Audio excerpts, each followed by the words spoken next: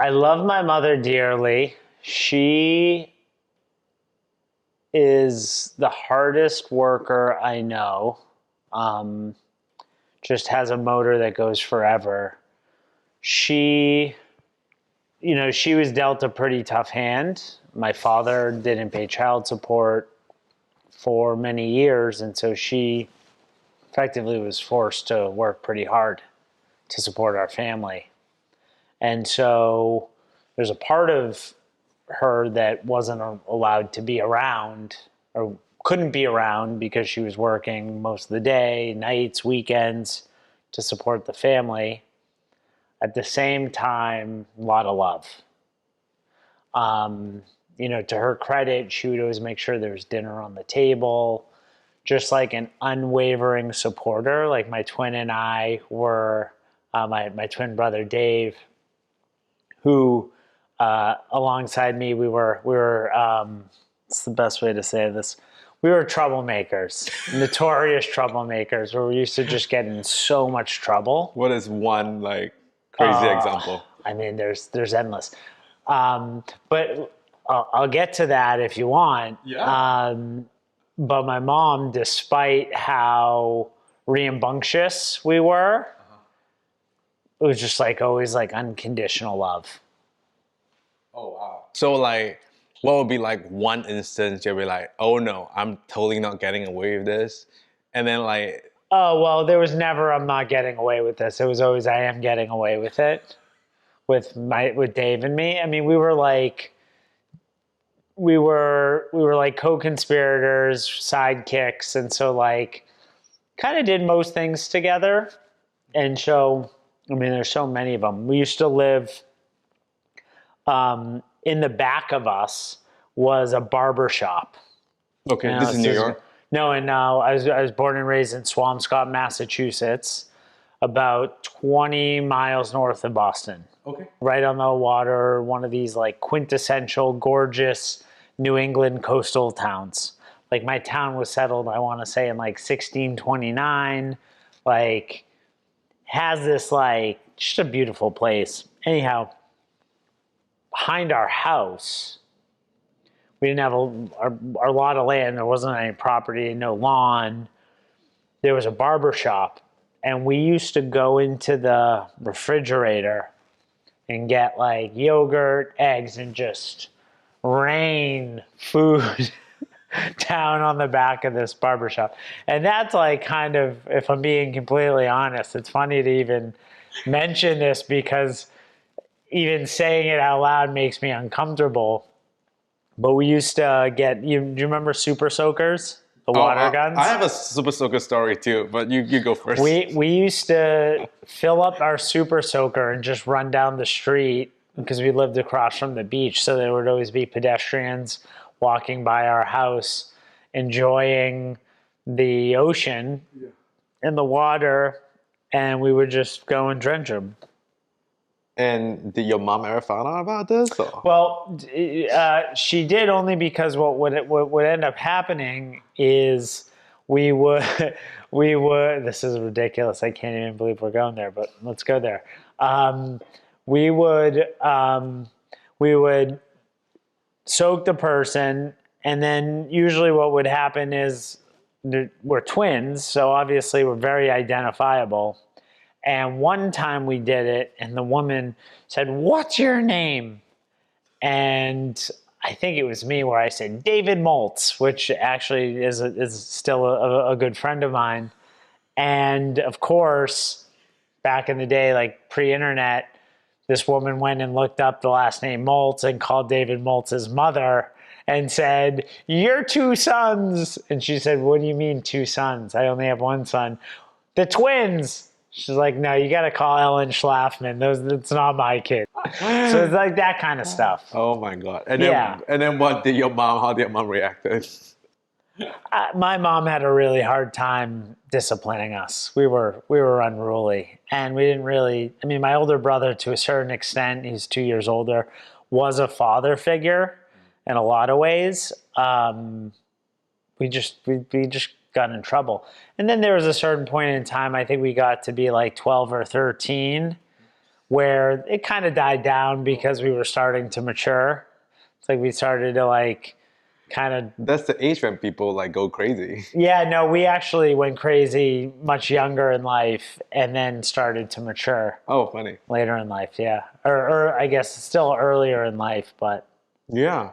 And you mentioned that when you're younger, you're diagnosed ADD. Was it both you and your twin brother? I don't recall Dave being diagnosed, but knowing him as well as I do, I would imagine he has it.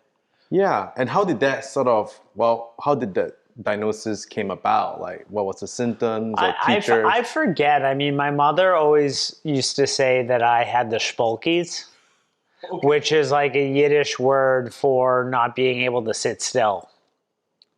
And so as long as she could remember me, she said that I had the spolkies, and I'd imagine the same goes for my twin because we're wired very similarly, and just always had a really hard time concentrating. And what's fascinating is because I was both unable to sit still and had behavioral issues, I just automatically got thrown into what in the United States is referred as like special education, special ed, because the teachers had a hard time keeping me under control. And so special education was special supports for kids with learning disabilities and things like that. And what's interesting is my dad tells the story that when he used to see a therapist, this guy Evan, and he always used to say, like, Evan thinks you and your brothers or you and your brother are brilliant, and it's like only a matter of time till you get into the right environment. And then once we sort of got into high school, then we started to like find our groove. But I still struggle with it even today. Well, there's a few threads. I think for parents, right, who don't know about ADD or have mild ADD or ADHD, like how do you split the different and what are symptoms before studying look at it? And then for people who are actually having that, because you say later down the road it became a superpower. So maybe talk a little bit about the challenges and how those challenges in the right context could become superpower. Yeah, I think I only can speak for myself, having not gone and like I have certain clients that have been diagnosed with ADD or ADHD later in life, and they go down a whole rabbit hole. I haven't done that. The way it showed up for me earlier in life, and still to a certain degree, is not only just like a restlessness, like very hard time sitting still. I've gotten a lot better at it with age, with the meditation practice. The other is getting frustrated very easily. And so that's something that's so like if I am trying to learn something and I feel just a little bit of resistance, I tend to just want to pull away and I can't focus. Some people, when they like hit their edge, they lean in harder. Like I tend to, That's funny. My attention tends to, which means, I have to try extra hard if I'm not grasping something and kind of come back to it multiple times over. Another way that it has showed up for me is even like spatially. Like I try to be two places at once. Wait, what's that?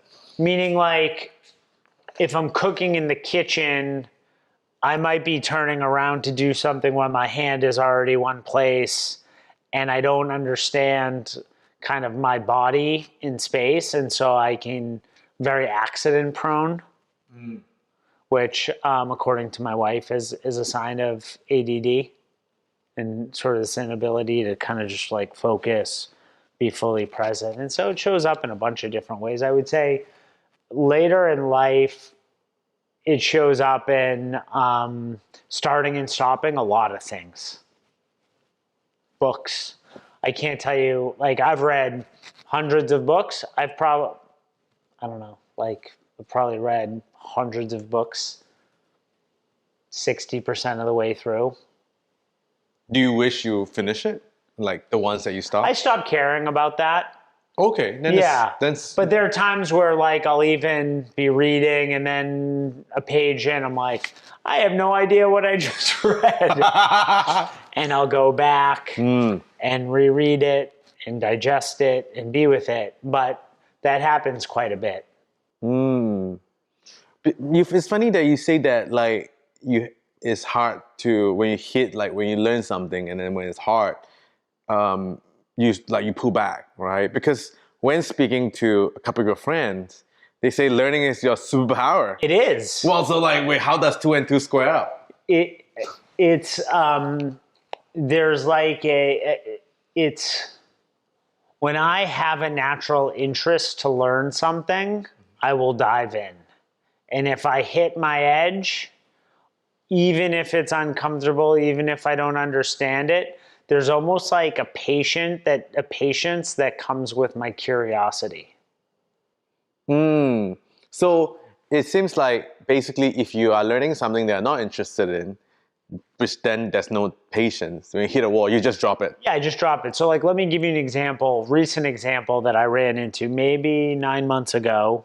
I was going through Aletheia. Right. There was a section on attachment theory, which is obviously a very important theory for if you're a psychologist, I believe if you're a coach as well, it's important that you understand this. In the context of how people form relationships and so on and so forth. What's interesting is I started reading the materials and like I couldn't grasp it. So I like, rather than trying to force it, I'm like, okay, it's just not happening right now. There's a buffet of other content to learn through this program. And a few weeks ago, I was having a conversation with another coach and I was like, you know what? I really want to dive into attachment theory and learn it. And so there's almost like a trusting that if it's something I'm genuinely interested and curious about, even if I feel that resistance, at some point I'll come back to it. And then I'll dive in. Okay, so it's like, in some ways, it's like kind of feeling my way. It's not like forcing my way to learn something. It's more, can I just follow my natural curiosity and energy? And if for whatever reason I'm being told to pull back, I don't put pressure on myself to go harder. Right. I pull back and I'm like, okay, now's not the time. Yeah, but that seems like actually a superpower. Because, when all these people are rote memorizing all these theories, like, because of your sensing and feeling into it, you have a more embodied sense of learning, which is more understanding than memorization. Would you say so? Yeah. And I have a part of me that wants to memorize stuff. And at a certain point, I'm almost 44. My mind is not very good at memorizing things. And so what I find is I have to keep on coming back to things in different approaches to really understand and appreciate concepts. I just can't read a book and then regurgitate all the my brain doesn't work that way. I don't remember everything. But if I were to, watch a YouTube video and read a little bit and have a conversation, like, it sort of reinforces itself, and then there's a way that I develop my own language for it. But my brain is not really suited to memorize things. Yeah. Like, I forget very easily. If you were to go back in time and little Steve with ADD, right, and you would tell him, hey, this are actually your superpower in this context, what would you tell the little Steve? What would I tell? Well, I would just say to little Steve to be patient, because what I ultimately discovered about myself much later in life is that school, to me, especially, I'd say, but really before college, especially before high school, is traditional education doesn't really work for me. There needs to be sort of practical applications of the concepts for me to understand it and grasp it. And so For example, I did not do well in math growing up. And part of the reason is because it was never showed to me how to use mathematics in real world applications. Once I went into business school and I started learning about finance and accounting and could now be like, oh, okay, now this actually makes a whole lot of sense. Once I could apply it, it came very naturally to me. And so I think that's how a lot of learning is, is using coaching as an example, because I find that I'm in almost like getting a new degree, like in some ways like a master's degree in coaching. And I find that I can read a book on coaching, but the book doesn't even do it justice. It's the practice, it's the repetition, it's the discussing, it's the working with clients to just like reinforce and reinforce and reinforce these concepts. Are there, this is a side tangent. So what I would say to Steve is just be patient, right? Like do the best you can, like follow your natural curiosity, and like, it's going to be like, you're going to be okay. I had very low self-esteem, especially around academics when I was younger, because I was in special education. And then once I got to high school, what's interesting is my twin brother, Dave, he was one of the top students in our class, all on his own accord, just his own natural drive to achieve and succeed. And that rubbed off on me a little bit, but it took me a number of years to almost like for it to really hit me. And then by the time I was ready to go to college and I was leaving behind sports, I'm like, okay, I'm going to pursue academics in college and really throw myself into it. And then that's when I started to get some confidence. But for me, it just school, like I was an okay student, like, but for me, it never spoke to me. But what's amazing is Eliza will say, like, you're constantly learning. Like, as an adult, it's like, it's what I love to do the most. Yeah. I mean, I think there's something to be said. I don't know if you will agree to me on this, that in some sense, school is broken, right? School is made for the industrial age where we need to send a lot of people to learn a certain thing so that they can work in factories all at once. And for people like you who don't fit the mold of, standardized learning, then, you get kicked out to the side and make you feel like, you're bad at.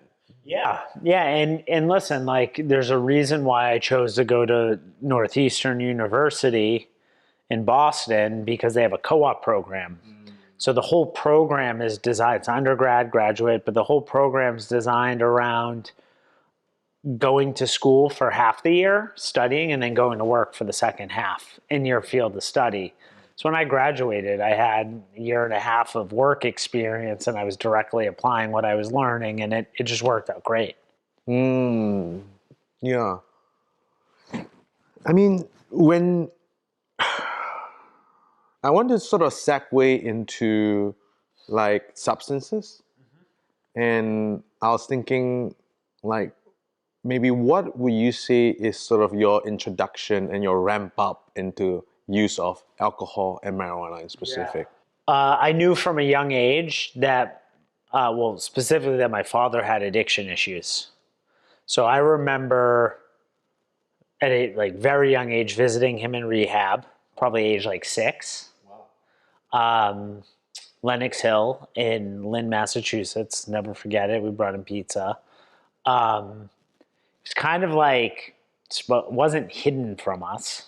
What was your experience going there? Like how? I don't really recall, other than Dad's in the hospital and we're going to go visit him. Okay. We're going to bring him pizza. But eventually it came to light is because of his addiction. What's interesting is because of that, when I got of the age where people were starting to talk about drinking, drugs, middle school, I was like, I'm never going to touch anything. That's not me, right? My dad, he had his issues. My mother also is an recovering alcoholic. She's been sober now definitely over 20 years. Wow. And so grew up, it was mostly out of sight for us. and she wasn't like aggressive or anything, but like we knew what was going on. Like we were smart enough to know. So we grew up and were raised by parents that struggled with addiction. So I think it's important to note that. But I kept on telling myself, I'm not going to do anything. No. Freshman year in high school, like most high school kids start to experiment. So I think I had a few beers, but I didn't really like get trashed for a while. But it was, I'll never forget it. It was like April 5th of 1995. I'm really dating myself. I was a sophomore in high school, and my buddy Zach and I, one of my closest friends, still is in my life, went to the golf course and we started smoking weed and we got stoned. And I'll never forget. I just was numb. I was completely numb. And there was something about that experience of just being completely numb that was like, whoa, I didn't even know what but I just remember that night, I barely remembered anything, but there's just like numb. And so what I said was, okay, well, I can drink and I can smoke weed, but I'm not going to do any other drugs. So that was a story I told myself for many, many, many years. It was like, I'm not going to touch any hard drugs. I can drink alcohol. And then the summer before I went to college, throughout high school, I dabbled smoking weed, but nothing crazy. What would you say is like one stick or whatever? Maybe once a month or so. Football season ends. I obviously wasn't drinking and drugging during football season, and it was like the back half of my senior year in high school, and I started smoking weed quite regularly. Not every day, but like handful of times a week. And then the summer going into college, smoked every single day. And then that's kind of where it picked up. And then, certainly throughout college was smoking every day, drinking a lot. And then that just steamrolled into my into becoming an adult. When you were going through that period, like there wasn't any sense that you feel that you're addicted at all, right? There's no story about that. Or when was the first? There was a part of me in college that was like a little like, there was a part of me, a small part of me, that's like a little concerned that there was an issue. Okay. But there was like not that. But it wasn't really there. The first time it came front and center is I was seeing a therapist in Seattle. So I graduated from college, moved out to Seattle to work for Microsoft. They have a great benefits program. And I was like, you know what? I should probably see a therapist. What was the context? I think it was I was moving away from home. I totally forget, but it was just like, I should see a therapist. There's no anxiety, at least that I was consciously aware of, right? And I remember, I forget the woman's name. She was young, my therapist. I remember telling her, like at the end of the day, I come home and smoke weed, and I usually have a few beers. And she's like, well, how? And I basically was like, yeah, I do this pretty much every day. And then I would binge on the weekends, like going out Thursday through Sunday, a lot of drinking, a lot of eating, she's like, I think you have a substance use disorder. Did you just say it like point blank? Yeah. And she recommended that I try a 30-day or 28-day, what's known as intensive outpatient program. So that would mean I could go to work. Oh. And then at night, I would at 6 o'clock, usually I think it was like 6:30 to like 8:30, 9 o'clock, I would go to effectively group therapy around substance abuse. Huh. How do you feel when she told you that? I kind of knew it. Oh. Yeah, instead, it wasn't like, what are you talking about? It was like, yeah, I'm smoking weed every night. I'm drinking 4 days a week. Yeah, there's clearly something going on. Okay. And so there was not I was even open to it because I had seen what my dad had gone through. Oh, right. But there was a part of me that's like, yeah, it's just weed and alcohol. It's like not even that big. Like, you're not doing any of the hard drugs. And some of the people in my program, they had some incredible stories. I still remember a number of them. And I ended up going sober 6 months. Wait. So you went to that program? I did the program and then started going to AA meetings in Seattle. So after 6 months with the program is 28 days. Yeah.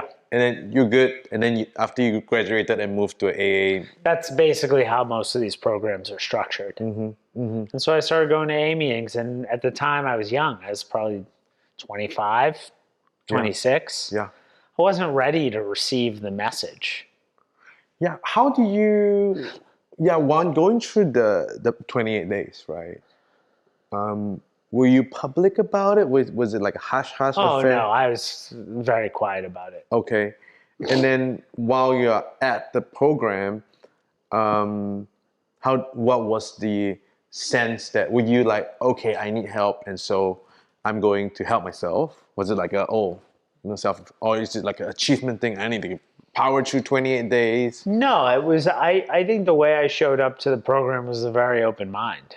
Okay. Like, I'm here to learn. Right. Yeah. Yeah.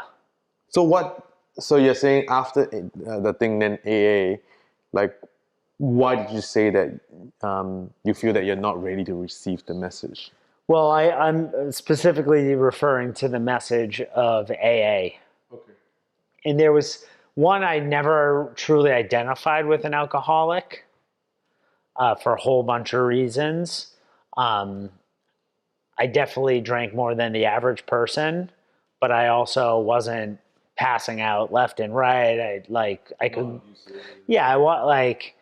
wasn't an out of a controlled problem. But I definitely used a lot of it, especially on the weekends. With marijuana, absolutely. Like, I'm the first to admit, like, there was an issue. I was doing it every day, sometimes before work, which is a theme that continued until I got sober.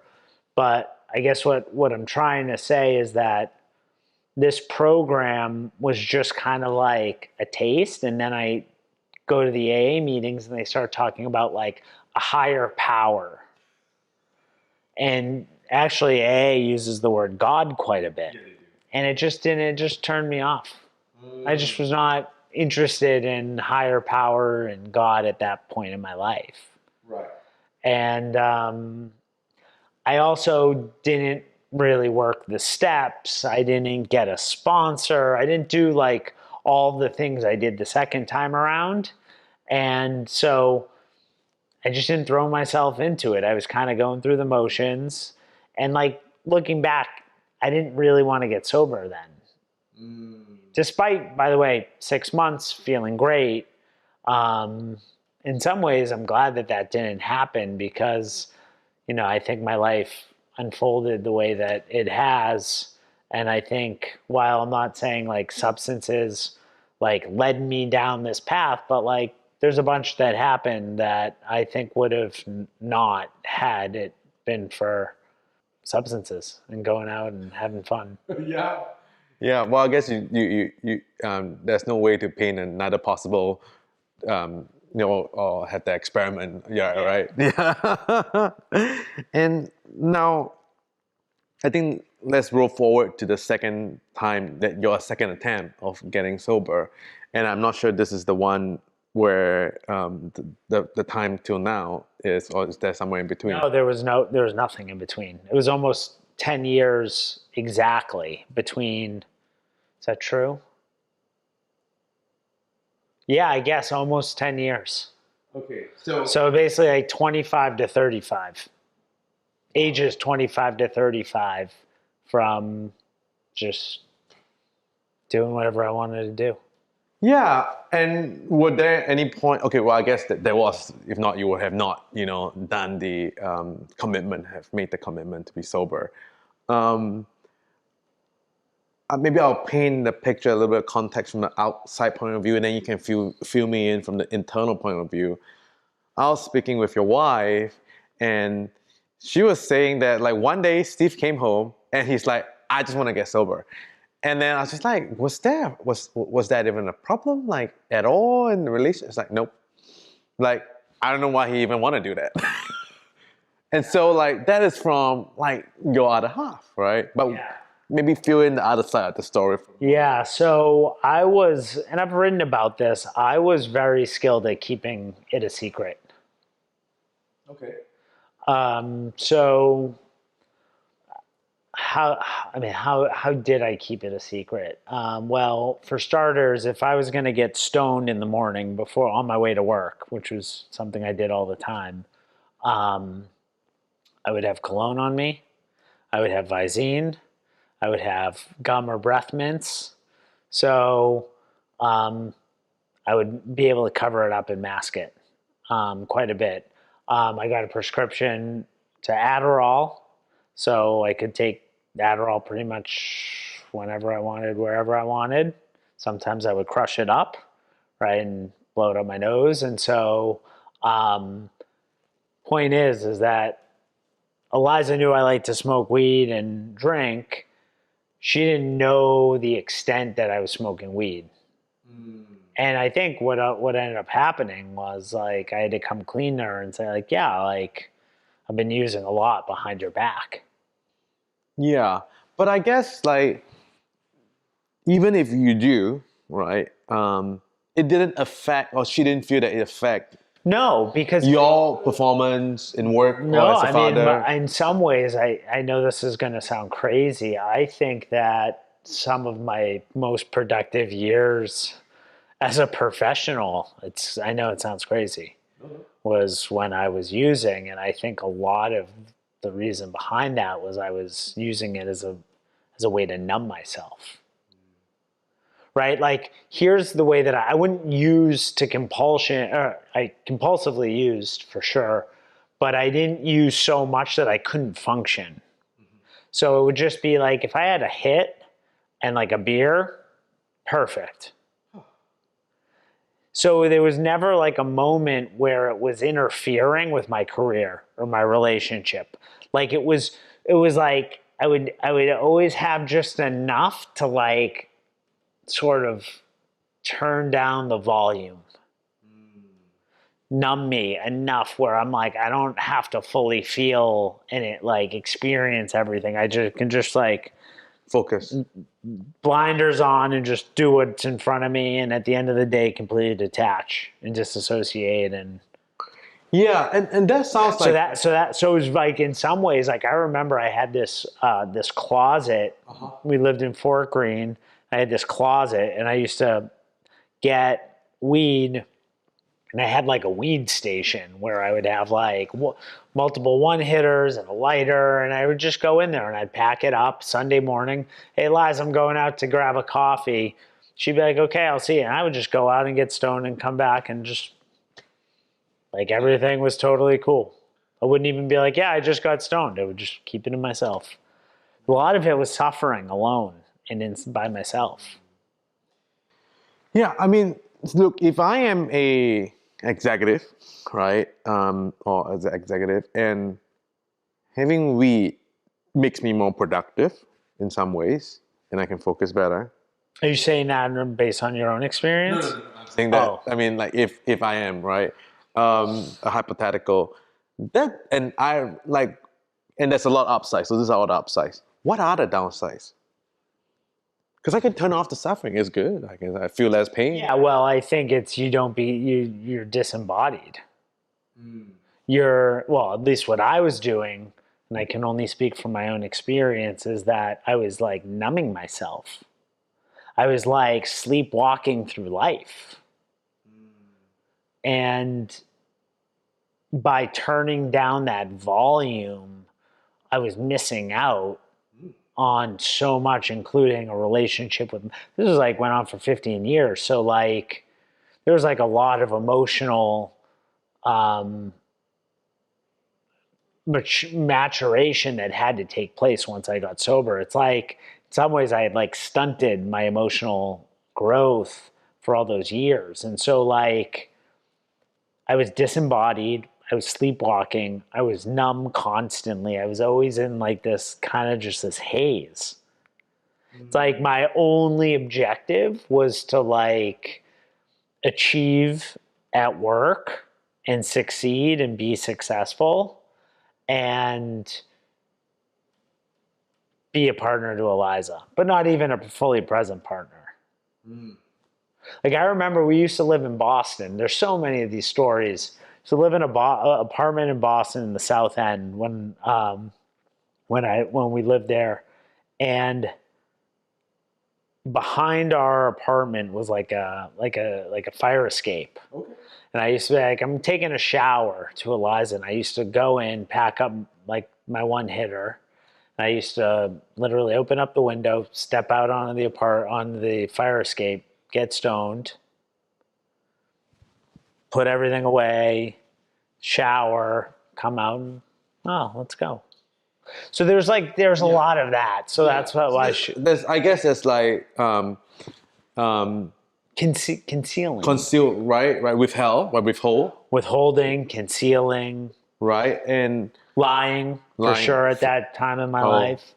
Yeah. So there's a lot of, in some sense, energy that's leaking. It was nothing but energy leaking. Right. But then at the same time, on the other hand, you were killing it at your work. Yeah. Killing it. Yeah. And so I'm just in my head thinking, like, for, a person who's in this role, killing it at work and, having a great wife, on the outside, right? Like, how do I tell this person, this old person that like, hey, maybe you should like think a little bit different? Because at least for maybe I can say the same for you, the story is I was successful. I had all the things I want, but I wasn't happy.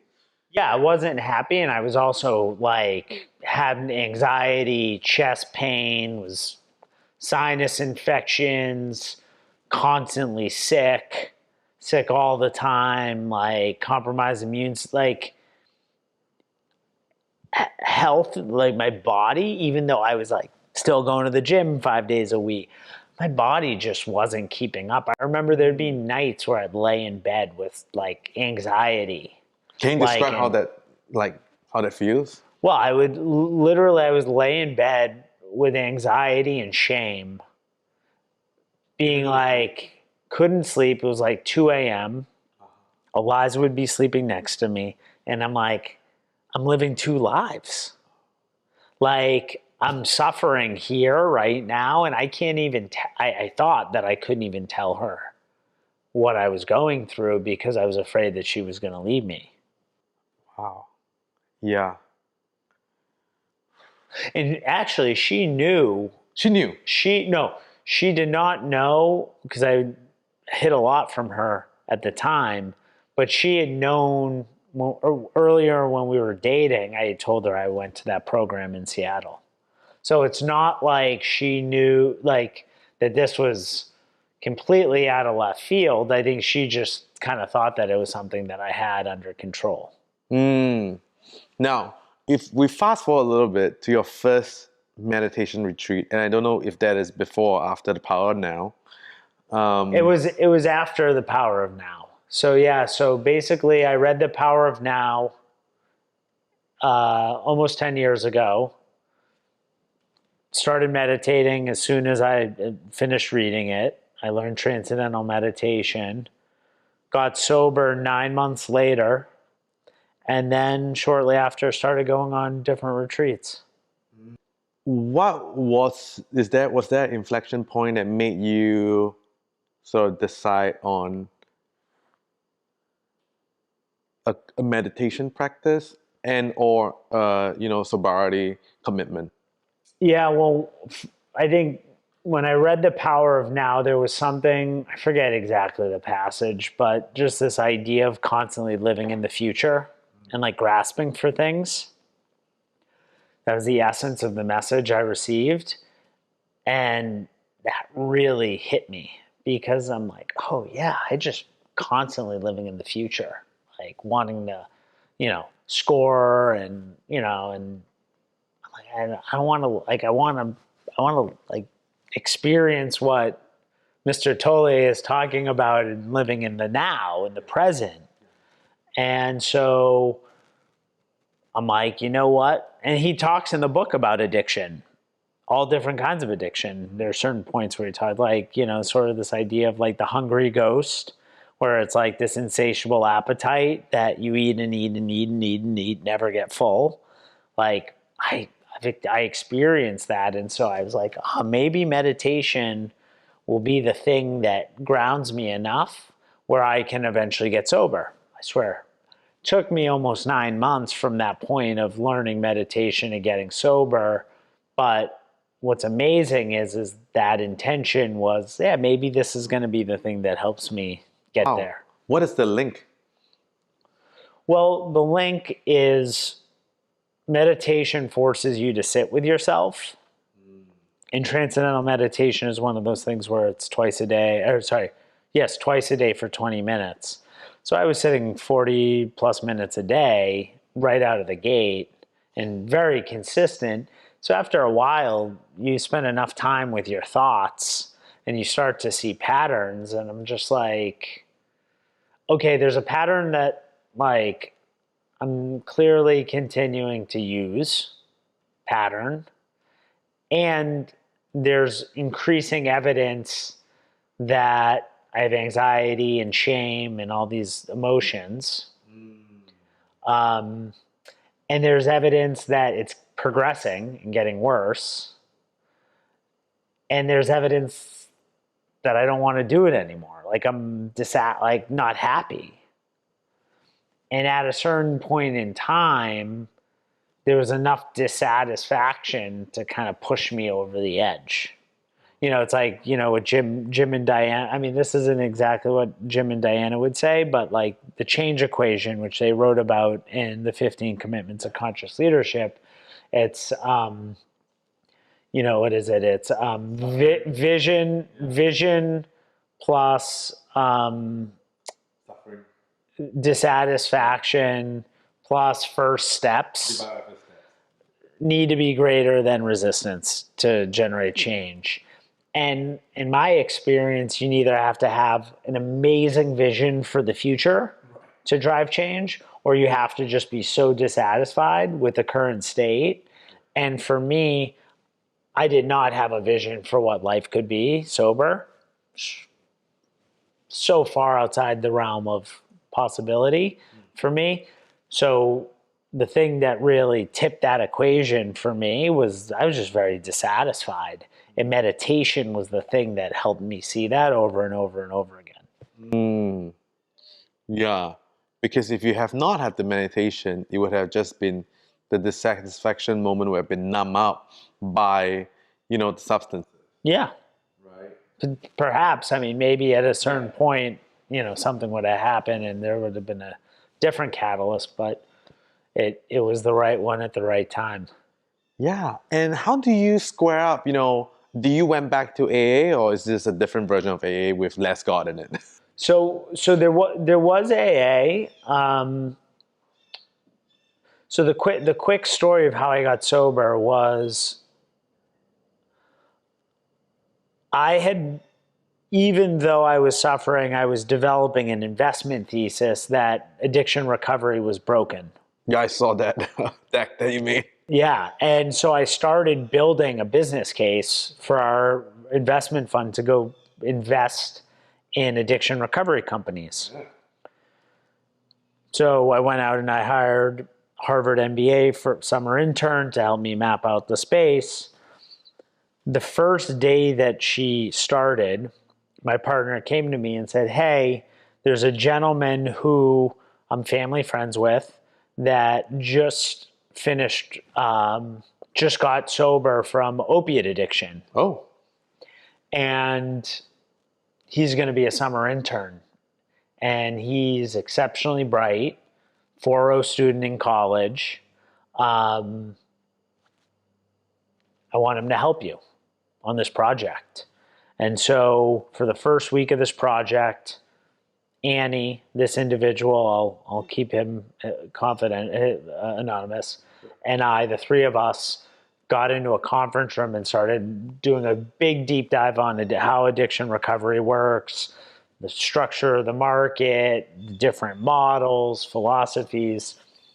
And by Thursday, I pulled him aside and I said, "Hey, I need to tell someone this. I have a problem."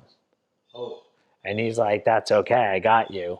And he said, "Come to an AA meeting with me tomorrow morning." I met him at 7 a.m. I think it was 7:30 meeting. Probably met him at 7 a.m. at a coffee shop. And that was my first meeting back in 10 years. And I've been sober ever since. Wow. And just like the way that it aligned, this intern coming in, having his own experience, him having a really strong AA community in New York City, had that brought in an accountability, and we ended up being colleagues together.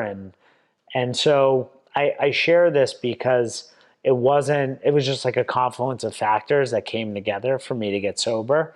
The other thing to answer your question about the God, higher power, because I had been meditating and the specific type of meditation, transcendental meditation, when you transcend that experience, people have written about it, but it's sort of this like big like it can feel very expansive. You can feel connected to something. And so I also had a sponsor who also had issues with the higher power earlier in life. Okay. And was like, or God, and he's like, you don't have to think about it as God. Like, higher power can mean all these different things to you. And like, do you believe in something bigger than yourself? And I was like, yeah, I can, like, I felt it, and yeah, I can do that. And that was enough to get me over the hump. And then I just embraced it, because as I was doing more meditation and I was cultivating more presence and awareness, you start to see all these different connections and synchronicity, if you want to call it. So it became very easy to believe in a higher power. And a side question about AA as an organization, like, why do you think AA became AA internationally, and it sort of became its own thing? Yeah. Well, I think, listen, AA isn't for everybody. There's many ways to get sober, and I would say I view my path to recovery as hacking a bunch of different modalities. Yes, there was AA, but there was healthy eating, exercise, sleep, meditation. I saw a therapist that specialized in AA. So for those watching and listening, I just want to be clear, like, AA isn't the only game in town. And, I think there's a lot of people, specifically women and minorities, that can feel like it is not for them for whatever reason. Not my experience being in meetings in New York City, but I've talked to some women and minorities that feel that way. So with that disclaimer out of the way, I think AA is really powerful because for a bunch of reasons, one of which it's global. You can be in LA, Singapore, New York, Fargo, North Dakota, Lake Platte. Like, I've attended meetings all over the place. There's always a meeting. You can always find a meeting. It's free, right? It's why it's really powerful, right? It was a place where people could go to heal and get help and build community when addiction is still stigmatized. I think it's becoming less so, given the rise in opiates and all the awareness that's being driven, but there's still stigma around it. And it was like gave addicts and alcoholics a place to go and to be able to like express themselves and share their experiences with others and be of service to other human beings. And so there's a whole bunch of reasons why it's a really powerful model. The steps are also brilliant. They're brilliant in a lot of different ways, right? Starting from the first one where it's like, I admitted that I was powerless, right? Which is the paradox of change, right? Where it's like we can't change something until we fully accept what and who it is that we are, right? So, I mean, everything from doing an inventory of your life and communicating all the wrongs that you've done to other people to another human being in terms of like, helping process shame and guilt, to doing a daily inventory. And then eventually, being of service, like, spreading the word to another addict or alcoholic. And so the steps are brilliant, and it's a great organization. And what I found, especially in a city like New York, the meetings are amazing. Like, there was a meeting that I used to go to. It was my home group on 11th Street and 5th Avenue. And it was magical. It was a 7:30 a.m. meeting. And it was just like the stories you would get in there, and all different walks of life, celebrities, people that just were, just living on the street, like, and everything in between, Black, Asian, white, like, I mean, it was, and people coming in from out of town and crashing the meeting. And so when you find a meeting that you just feels like home, it's wonderful. And when you were doing the deck, right, how would you say you want to contribute? Like, your deck thesis, like, how is it another option that could be Yeah, so the thesis that we developed over that summer from an investment perspective was that alcohol was, addiction recovery was broken. And I thought back to my experience when I went to that intensive outpatient where, let me think about it, 28-day program, 30-day program, and then you're done with it, and then you go to AA meetings. Right. That's the model. Or you go to an inpatient program, 30, 60, 90 days, however long you have to be there, and then you either go to a halfway house, you go home, and then you start attending AA meetings. That's basically been the gist. High upfront costs, for intensive outpatient at the time, this was over 20 years ago, $2,500 to $5,000. And then you look at addiction recovery programs, which can be up to $1,000 a day. Wow. So really high upfront costs. And then when you're done, there's no like aftercare program. They kind of like kick you out into AA, and then they're like, you're on your own. And there were sort of two big themes that we sort of zeroed in on. One was, what would it look like if addiction recovery was more of like a subscription, more like a gym? And that it's more of a holistic program. So that's kind of where our thesis began, was like, what is if it's more continuous, it's more holistic? Then there was another trend, which was the opiate epidemic. And so there was almost like business model innovation that we were sensing. And then there was also sort of a big macro tidal wave. And what we ended up doing is we invested in a company called Groups. At the time, it was called Recover Together, and they are one of the largest opiate addiction clinics now in the country, where they literally brought the subscription model to really hard-hit communities. So what this company figured out was that, in middle of New England, in these like predominantly white, rural, poor, lower income towns, is that there was no addiction recovery support in them. So what they would do is they would stand up a clinic. They would provide like a monthly service where these people would come in for group, see a doctor, get Suboxone, which is helpful. It's a prescription medication that helps suppress the cravings and the withdrawals and basically help them, get back on their feet. And so anyhow, that's basically what became the thesis and what we ultimately invested in. Got it. Seems like another life telling these stories again because it. Oh, so funny. Yeah, well, let's talk a little bit about VC. Maybe a little segue and a little into this VC life. At the peak of your career, right, as a VC, like what are the few companies that you handpicked and invested in, or your firm?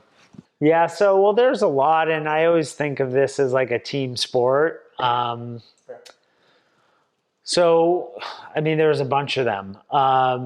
So when I was at Lear, I backed a company called Zipline.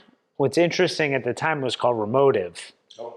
And the founder, Keller Renato, he's dynamite, love the guy, just like an incredible visionary leader.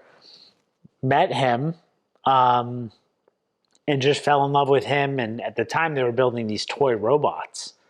But like just the way he talked and his energy and passion, we were like, we got to back this guy. Like this guy's awesome.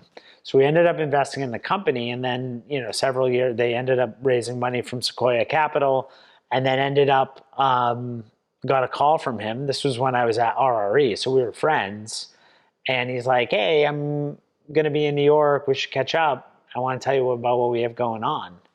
And he's like, yeah, we built this thing called Zipline. And I then went out to, I think what they called the farm. It's in Half Moon Bay. Oh. And invited me out to see basically what Zipline does, for those listening, it's drone delivery, starting with medical supplies in developing nations, third world countries, to get medical supplies and medicine to people faster where there's no infrastructure. So I went out to Half Moon Bay to visit Keller, and I was just like, can I invest in this? And so I ended up making a personal investment in it just because I really believed in him and what the company is doing. So that was one that I think I'm really proud of, not just because they've gone on to impact a lot of lives and because it's had some success, but just because I think it's really good for the world. And another one I'm always really proud of is a company called Brightwheel, which powers the majority of daycare centers. So it's a vertical SaaS product. And the thing that's amazing about Brightwheel is that when he was raising his seed round, he came to me. I was like, I love this guy. And I said, like, I want to invest, but since at the time I was at RRE Ventures, we're a much bigger fund, so we typically at the time we didn't lead seed rounds. So I said, put us down when you get a lead, just come back and count us in. I think I said like 250K or something like that. And he went out and couldn't raise the round. He couldn't find a lead. All the investors in San Francisco passed, and I'm like, this guy is like awesome. And he has this vision to build this platform in early education. It feels broken. All the providers in the space were doing like still selling their software on CD-ROM. And I said, you know what? He still reminds me of this. I called him up. He was literally going to a wedding that weekend. And I said, you know what? We'll lead the round. And I ended up increasing our check size. My partners were on board. And the round came together like that. And then Chris Sacca and Mark Cuban, he was on Shark Tank. Oh. They came in, he launched. And this was, I haven't seen this many times, when a company launches and has product market fit, where the market pulls it.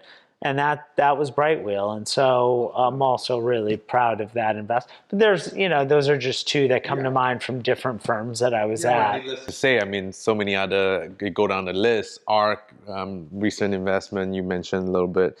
And the point is, you're good at what you do. Yeah, and in hindsight, like, I think I was I was a decent investor, not a great one. Oh. And I think that's one of the things that towards the end of my investing career, instinctively, I believed I could have been great at it, but I didn't have the passion for it. I had seen what it requires to be great in others. And it just, I think with enough sobriety under my belt and enough like introspection, I just didn't give a fuck. Right. I just didn't like it. It just did not excite me in the way that it did when I first started. And I think it's one of those things that once I stopped numbing myself and actually had to, it's like, I didn't love it as much as I used to. And I was changing as a person. Yeah. I think it's really interesting to be said, because you mentioned like at the start there was this energy and excitement, and at the tail end there wasn't. So it wasn't that you have never had excitement. No, I remember, I think back to moments when I was at Lair and RRE where I'm like, I'm on cloud nine. I'm super happy. I love what I'm doing. I'm making a dent in the world. Like, I'm someone who matters. I'm, doing well financially, like all the things.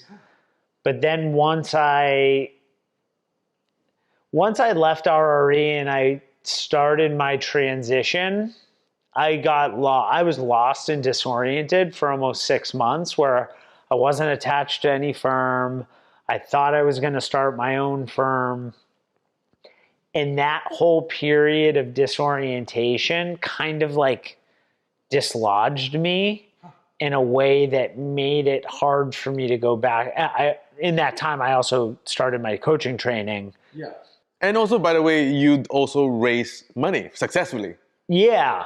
But there was this moment, this like 6-month period where I kind of got dislodged out of the momentum.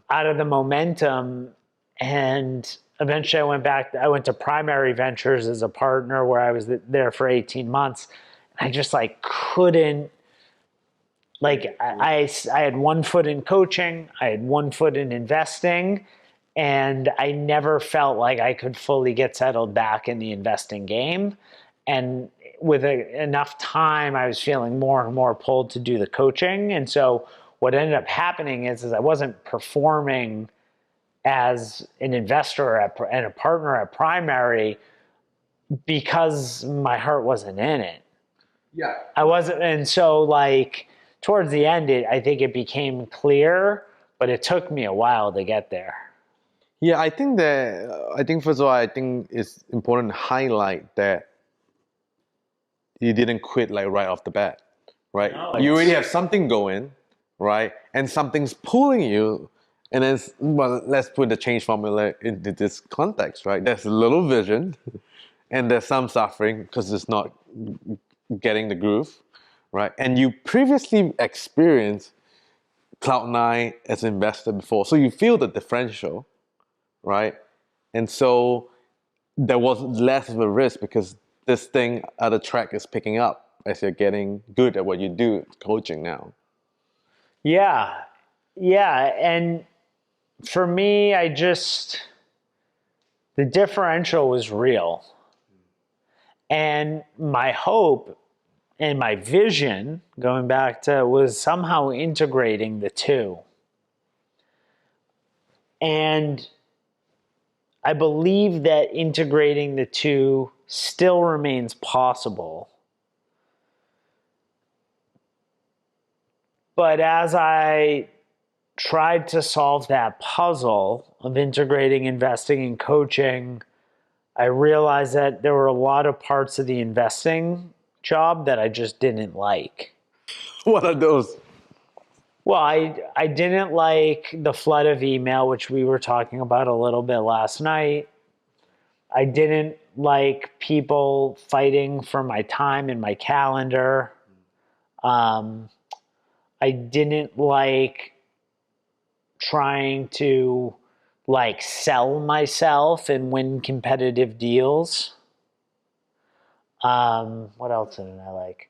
I hated passing on investments. Hated it. Really struggled with that.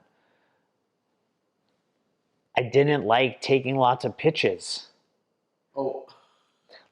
Like there would be times, because in some ways there's like, you got to take a lot of meetings. Like that's part of the game. Like you get a lot of decks, have to review decks. You bring them into the Wait, what is with the picture? What? Pitches. Pitches. I thought you say photos. No, like pitches. Okay, like investment pitches where they would come to our office and I would have 30 minutes, 60 minutes to meet with a team to get to know them. My days this was really pre-primary, but at Lear and RE, like back to back all day long. I mean, I've probably sat in thousands of pitches in my life.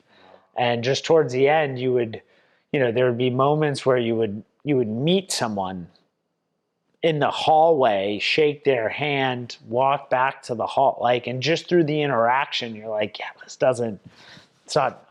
not resonate. Like there's some, and then you would sit and you would spend 30, 60 minutes learning about their business and being like, yeah, I'm not feeling this. But you'd have to because you just don't know. You got to meet the people. You got to hear their story. You got to hear how they think about the market. So part of that was like, towards the end, I was like, I have a lot of creative energy, and I feel like if I take 8 pitches in a day and every single one of those is a dud, like, what am I using my time for? Like, it just didn't feel like a good use of my time. Like, it's just not how I want, better way to say it. It's not that it's a bad or a good, it's just not how I wanted to spend my days anymore. Can I ask, when you were feeling that at the VC firm, when you were doing coaching or learning about it, was there a sense of uplifting? There's more energy, there's more excitement around there? Yes and no. I would say yes, like, as an Enneagram 7, loves learning new things. I was interested in it. Looking back, I had no clue what I was doing. So there was like something new and interesting about it, and coupled with this vision of maybe building like a leadership academy and integrating invest. So there was like a part of me that was like, I'm interested because of the future. The other side of the coin was very much felt like an imposter. A lot of new vocabulary to me in terms of like, the traditional like ICF type of pedagogy in these types of programs. And so there's a lot that was foreign. So I sort of would be in this investing world where very intellectual, very achievement oriented, and then I would go and I would be in this coaching program that was, almost the polar opposite, about, getting out of your head and into your body and trusting your initial wisdom and not necessarily having all the answers and so on and so forth. Right. That's really cool. So it was more of this like vision and curiosity mixed with imposter syndrome. What the hell am I doing here? And, it's all worked out. Yeah, I have a tangential question as we leave this VC topic. Who would you say is a successful VC in like the whole package? Yeah, so I've coached a number of investors over the years, and this is something that I say to a lot of my clients. My past clients that are investors, and some of them are phenomenal investors, far better than I certainly was. Is that, and I would coach them, but there would be times where I'd play advisor, where there's a distinction which we can get into maybe, but I would always ask them like, well, what's the game you want to play? because I think there's a certain belief, there's a story that a lot of investors tell themselves that they have to be on Twitter, they have to be out there. And to a certain degree, you have to differentiate yourself because capital is a commodity and it's competitive business. So I often ask them, well, okay, well, what's the game you're playing? Now, coming back to the heart of your question, there are, obviously many very, very successful investors. I would say ones that, I've always admired. Shanna Fisher is a seed investor out of New York, runs a firm called Third Kind. She does not have I think she has a website, but it's like a splash page. Right. Is not on Twitter and is one of the best investors in the last 15 years. Incredible. Just amazing nose for talent, can cut through bullshit, just great eye. She can just, she first angel or investor in Pinterest, Stripe, like the list goes on and on. And she marches to her own beat. She stays out of the picture, and she just does her job and does it incredibly well. A lot of respect for her. Then there's someone, say, like, obviously Fred Wilson, who's the luminary, and just the way that he shared so openly in a very authentic way at the time when venture was so opaque and clubby, and helped kind of open it up and demystify it for both investors and founders.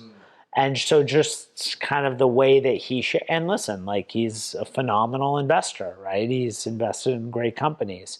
Who else would I admire? And then I think, like, there's so many, but Roger Ehrenberg from IA Ventures, he's no longer there. He founded the firm and left. And just Roger is just an incredible investor. He's very, very disciplined, thematic, has very, very strong principles, like knows exactly what he's looking for. And if it happens to fall out, that's okay, right? It just doesn't fit in his strike zone. It doesn't fit his investment parameters, and he just lets it go. And he's had had an amazing run. And so, like, they're all very, like, those three are very different investors, but equally successful and impactful. Now, I asked this question partly to showcase some examples of people who don't necessarily follow the traditional rule book, like the lady who don't have a Twitter, right? You could still be as successful without Twitter. Yeah. Right? So that's more for that. Yeah, and the industry has changed a lot, right? So to be fair, I mean, the three of them and many others that have had a lot of success in the last 15 years not taking anything. I mean, they've earned all of their success.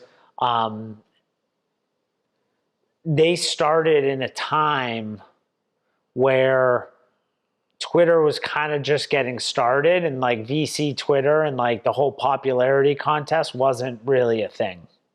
Now, moving away from that to this new life or new career, coaching. Maybe a good place to start is the podcast.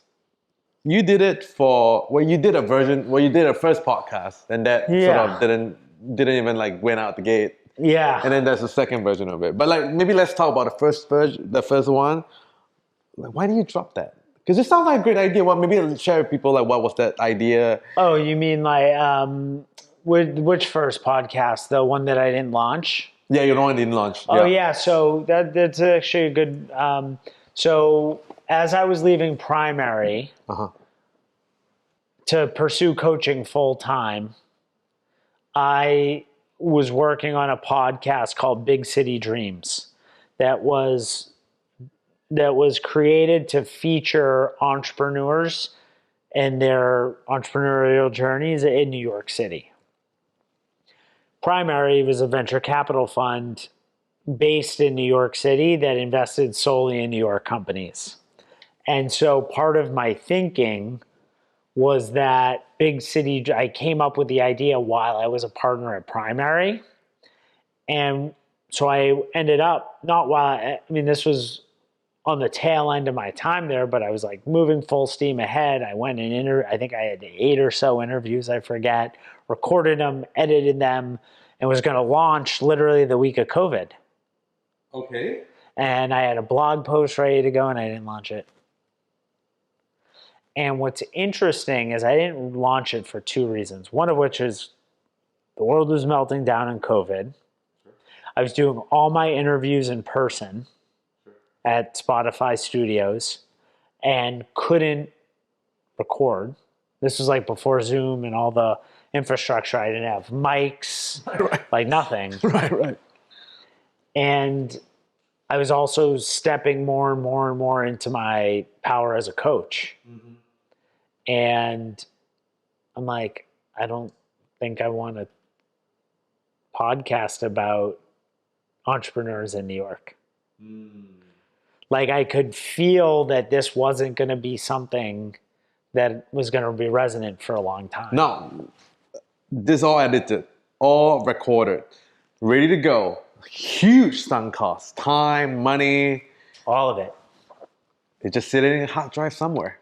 Yeah, and I just said, it just doesn't, like, I don't, like, this isn't what I want to put out. This doesn't want to come, this is not what wants to come through me. Yeah. Tell me about, like, how did you, because that's a lot of sunk costs right there. For most people, they would have just like, hey, what the heck, you know, I'll just put it out, you know, it'll be a relic, great. But like, how did you like manage to overcome all that? In hindsight, I regret not pushing it out. I don't regret a whole lot, and I by no means I'm quite compassionate with myself around regret. But this happened to be one. Like in hindsight, I just should have shipped it. Okay. Because the result, like I've listened to it, like the interviews came out really good. Oh. So yeah, I don't know. Maybe there's a part of me that's like, if my heart isn't fully into something, I very quickly just move on. Okay. Well, that could be a superpower. Yeah. I think I can see it both ways, right? Like, because there are times where I think leaning in to things, even if it's uncomfortable, is important. Now, I'm going to ask you a couple of like definitional things of certain words that we're going to use, because I want to talk about them and I want to learn about what you say when you use those words. And the few words that come to mind are purpose, soul, coaching, and therapy. So you can take it however sequence you want. Well, I think that purpose is, in its most simple form, is a reason for being. And I think purpose, what do you want to call it? Purpose, calling, ambition, like they all have different meanings and they're all kind of variations of that same thing around like, you know, like around way of being, like, you know, what's kind of moving me forward in this life. And as I think about the word purpose, what I've come to appreciate fairly recently is that, whether it's purpose or ambition, is that it can and ought to be multidimensional, meaning that purpose doesn't just, you know, in the West, we talk about purpose as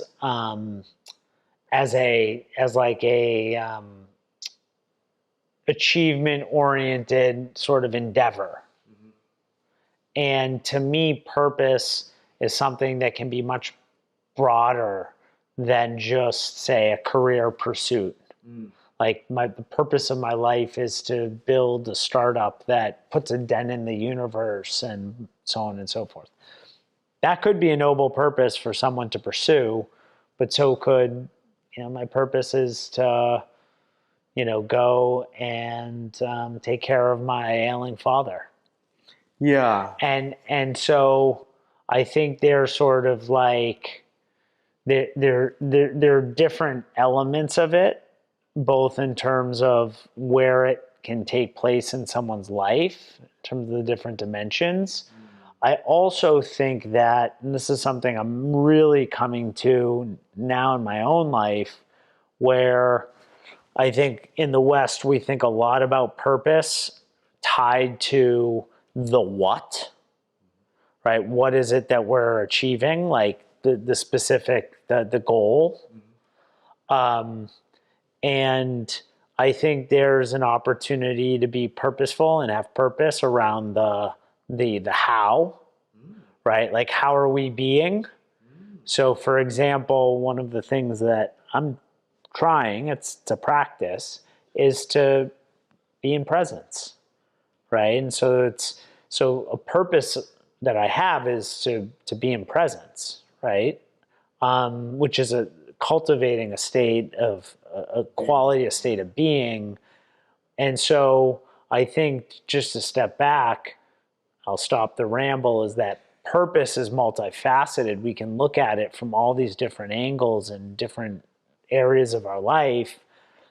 And I believe that we need to spend more time focused on the purpose of being more than just the purpose of the doing.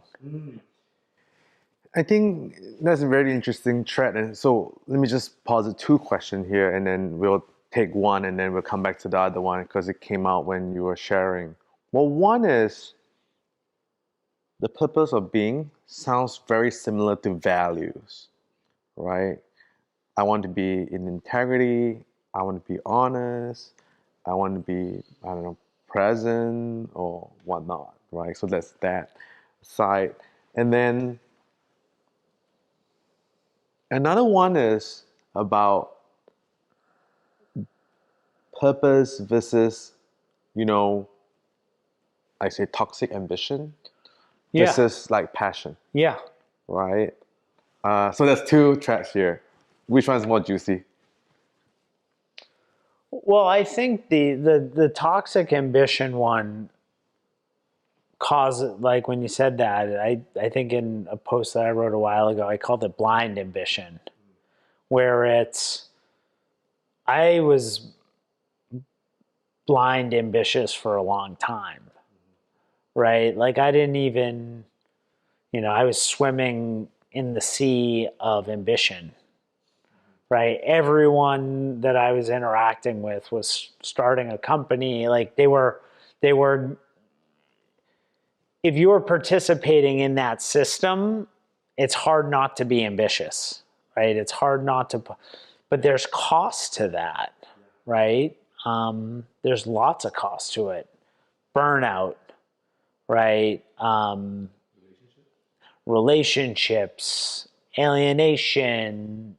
I mean, go on and on and on, right? And it's sort of like, what's the cost of that ambition? And what I observe through my work with clients is that the ambition can drive them, but at a certain point, if all that's driving is that blind ambition, it's not sustainable. It's not sustainable.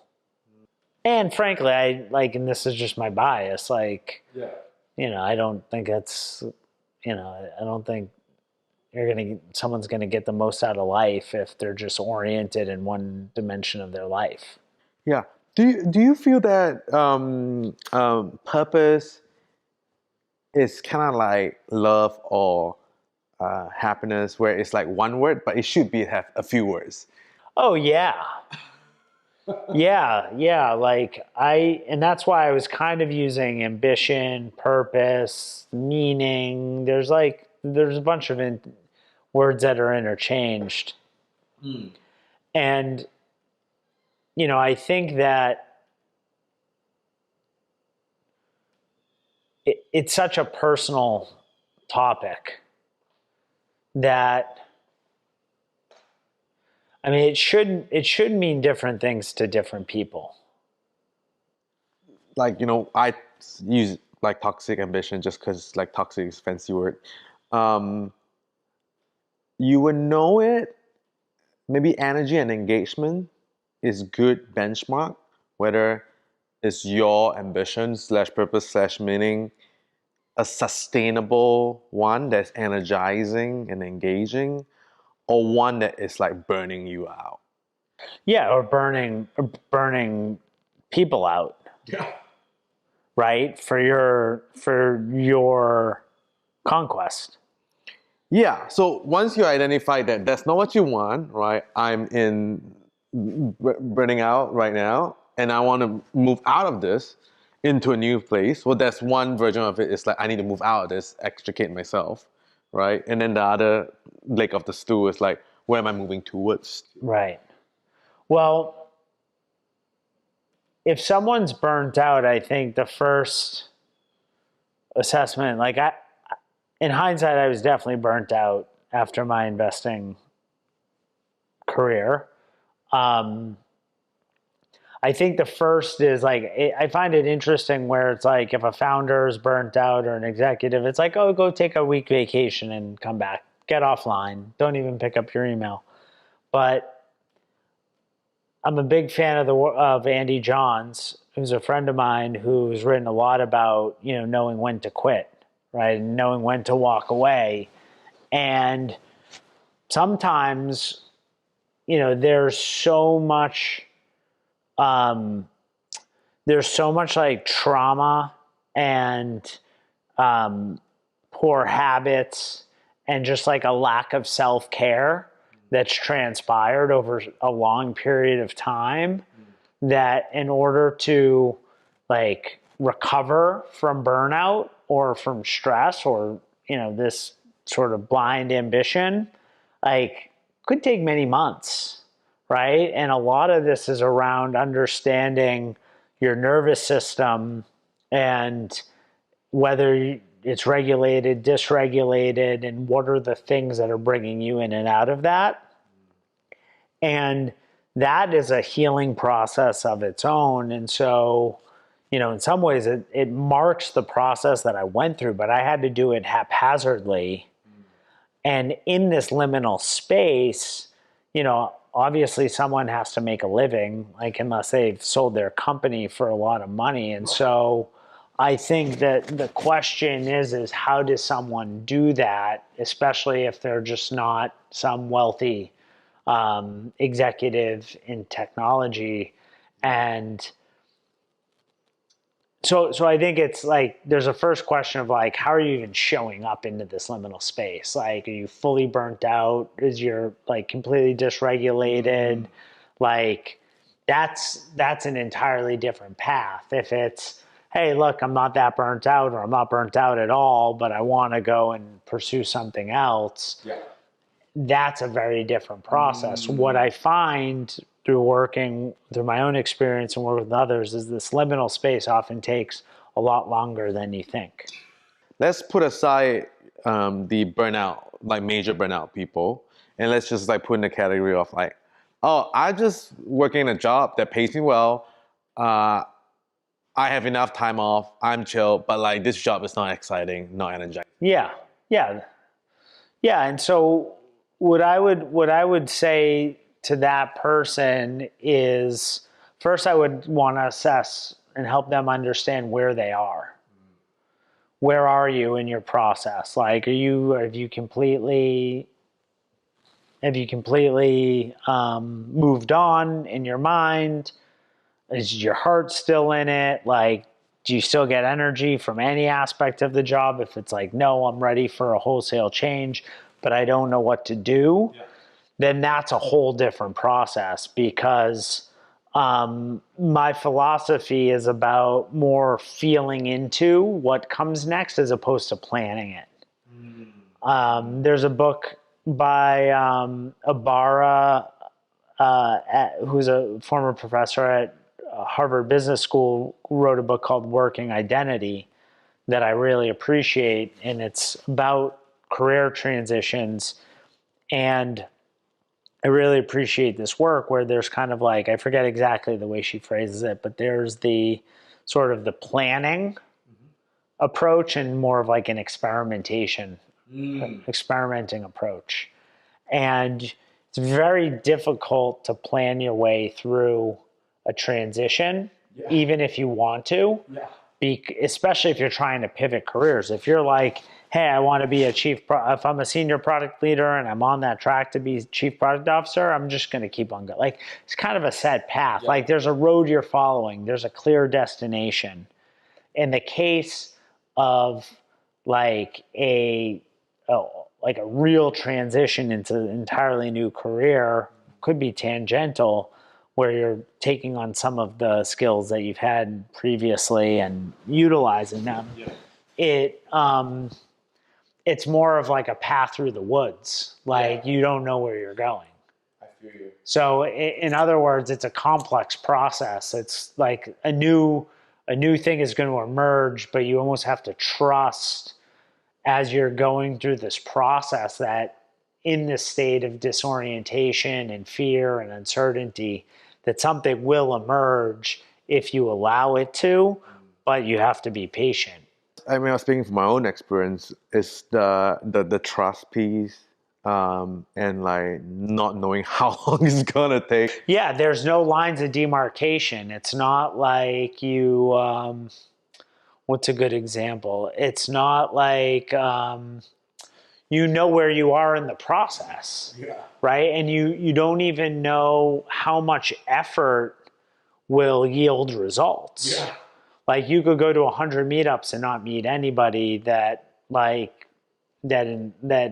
you're looking for something to do and you're like, I'm just going to go to a bunch of meetups. You can go to 10 different meetups and like walk away like being like, yeah, none of these resonated with me. Yeah. And also, I think personally, the term transition coaching is such a helpful term. When I was going through my own transition, if I could use that term, search term, I could probably get like way closer, like way sooner, right? So now, with the term that we know, what would you, if you were you then and you were looking for this transition coach, what would you look for? Where would you begin to search? Yeah, for me, well, back in the day, I wouldn't have known where to search. Here's what I would look for is I would look for someone, well, again, like, if I would go back to 2017 when I quit my job at RRE, I would want someone that's been through, if not one, but several meaningful transitions in their life, right? That they're not just coming in and, spitting a bunch of frameworks and coach speak, that they've actually lived through and have like real relevant experience. So that's one. I would look for someone that blends career coaching, executive coaching, and life coaching, so that they're approaching me as a multidimensional human being, but are also weaving in the experience of executive coaching, can speak the language, understand the context of the world in which I operate, and then also career coaching in terms of like helping me sort of understand what my path forward might look like. And so those are just a number of attributes, but I think there's a bunch of others. Like, I think they need similar to like how a leadership coach is like a student of leadership, right? And interpersonal dynamics. A transition coach really has to understand the intricacies of transition and change, multiple models, helping people really understand where in the process they are, how it unfolds, how to move through transitions, in terms of their patterning and conditioning. So it's a long way of saying there's a bunch of different elements of transition coaching, and those are some of the elements. Now, I don't imagine this is going to be any therapeutic modalities is not going to come cheap, right? And for someone who's maybe not a CEO or, in that company who's doing transit, they're like, okay, well, I don't have that much money now, but maybe I should start a few books, right? Yep. Which are like the top few that come to mind, or resources, articles? I would say the top book for me on transitions is one that's probably the oldest, which is Transitions by William Bridges, the 3-stage model, the ending, the middle, the beginning. That one obviously has gotten a lot of play time. It's referenced probably the most. Life is in the Transitions, that was recently published by Bruce Feller, also very good. I have some criticisms of it, but like on the whole, like you're going to learn a lot about transitions. There's a book that's less well known and recommended that I like, called The Adult Years by Frederick Hudson. He started the Hudson Institute of Coaching, and his model is a little bit different. It's more circular than linear, and I think there's a lot more depth to it than Bridges' model. Okay, well, people will look into that. I think that's something I just want to maybe ask you in the question about being generous. So you work with Rachel, right? Your writing coach. And when she was working with you from the start, she was paid a certain amount, right? In your agreement, and she was happy with it, you were happy with it. And then you just increase what you pay her. Yeah. Well, she didn't ask for it. Let's be clear. No. She's not the only person I've done that to. Yeah. I've done it to my virtual assistant. Actually, my meditation teacher, I did that to. Yeah. Well, I don't even know if I would call that generous. What would you call that? For me, it's seeing someone's value and paying them what I think their value is to me. Mm. And so when I recognize talent and I have the story that they're undercharging, I believe that as a consumer is like, I should pay them what they're worth to me. When did that begin? With Rachel, actually. Oh, that was the first That was the first time, and I've done it 3 times since. Huh. Yeah. And I think maybe because now that I'm a service provider and I'm a practitioner myself, and so when I appreciate great service and support, like it makes me even appreciate it more. That makes sense. We'll touch a little bit generally on coaching.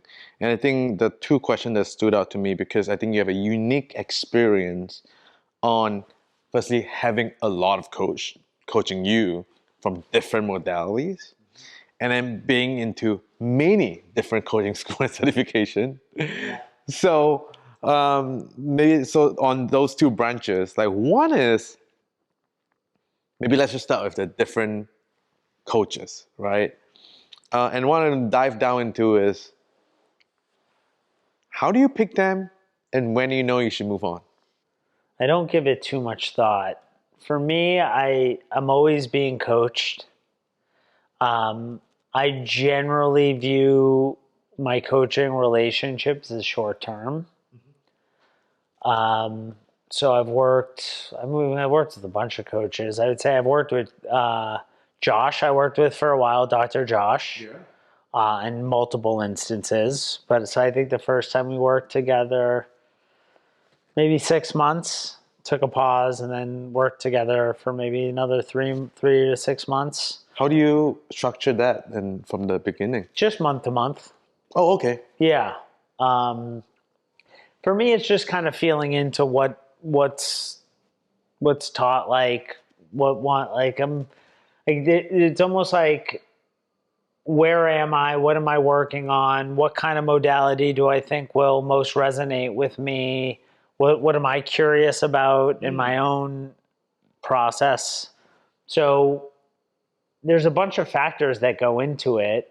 Again, I don't overthink it. Like in the case of now I'm working with Steve March from Aletheia. Like I took his class and I was like, this guy's brilliant. I want to learn from him.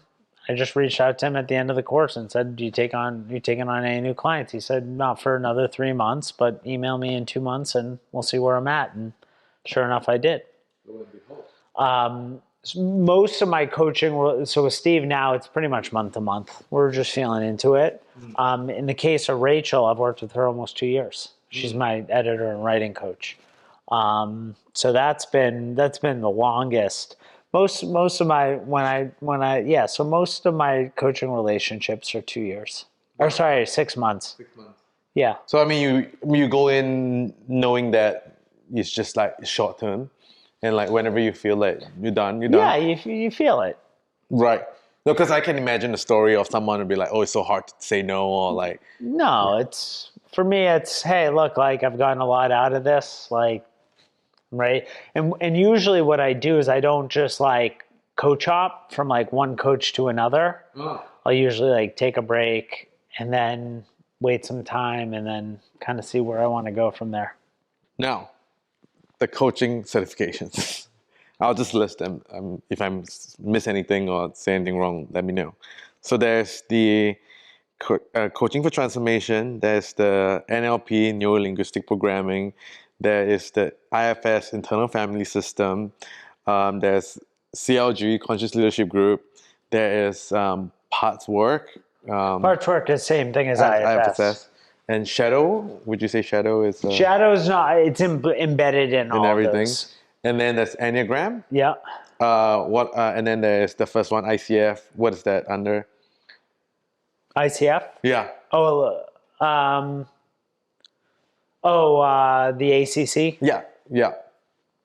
Is there anything else I missed? I took a course with BJ Fogg out of Stanford called Tiny Habits. What else? There's some others. Okay, what's all this? Men's emotional leadership training with this men's group called Everyman. Oh yeah. So some others. I'm always learning. Yeah. So now, do you feel that after you take so many courses, looking back, right? If you were to say to someone who is just fresh off the boat, wanting to try it out, maybe the first 2 or 3 courses, how will you sequence it for them? I know a lot more now about the process. And there's obviously a lot of programs out there. A ton. And so at first I want to assess kind of where they are, like what their objective is. Sometimes people reach out to me that are more coach curious. So I'll often just recommend like a book or a few books to get started, or even, what's the big coaching? The 7 questions one? No, CTI. Coaching Training Institute, where they like piecemeal their courses. Oh. So you can do like their primer or their primer course, like their intro to coaching course. That's just like over a weekend, so you don't have to actually make the full commitment.